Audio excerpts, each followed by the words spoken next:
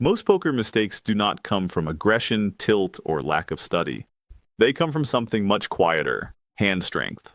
Not weak hands, but strong ones. Because the moment a player looks down and sees something they like, their thinking begins to narrow.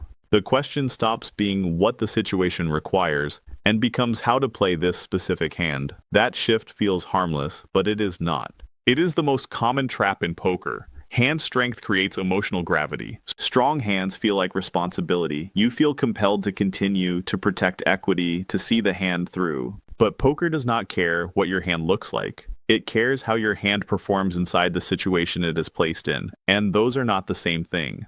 A pair of aces is strong in isolation, but isolation does not exist at the table. Context does. Position matters. Ranges matter. Board texture and prior action matter. Your hand does not act alone. It functions as one part of a range interacting with another range, and the moment you forget that, your hand starts giving you misleading signals. This is where players say they cannot fold, not because folding is incorrect, but because the hand feels too good to release. That feeling is not strategy, it is attachment, and attachment is expensive.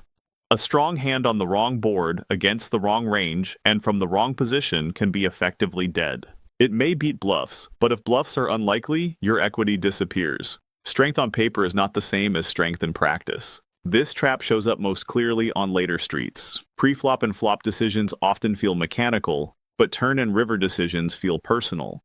You have invested chips, you have built a narrative, and you feel committed. That is when logic begins to weaken. Players justify calls by naming their hand, saying it is top pair, an overpair, or too high in their range to fold. None of those statements answer the real question. What matters is what your hand is beating and what it is losing to. If it is losing to most of the range that continues, hand strength becomes irrelevant. Strong players do not ask how good their hand is. They ask how that hand performs against the range that arrived at this point. That shift in perspective changes everything. Sometimes the correct play with a strong hand is to fold, not because folding is weak, but because continuing would be dishonest. You are not calling to win. You are calling to avoid discomfort. That is not poker. That is negotiation with yourself. This is why two players can look at the same hand and reach opposite conclusions. One sees visible strength. The other sees distribution and interaction. One focuses on cards, the other focuses on ranges. Only one of those approaches survives over time.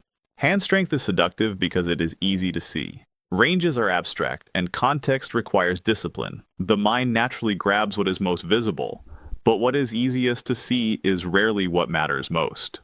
Poker does not reward the best-looking hands, it rewards the best-aligned decisions. The hand that wins the pot is not always the hand that should have continued, and the hand that folds is often the one that preserved expected value. If you want to improve at this game, you must become comfortable letting strong hands go, not emotionally, but structurally. Folding strength is not a mistake. It is often evidence that you are finally thinking clearly.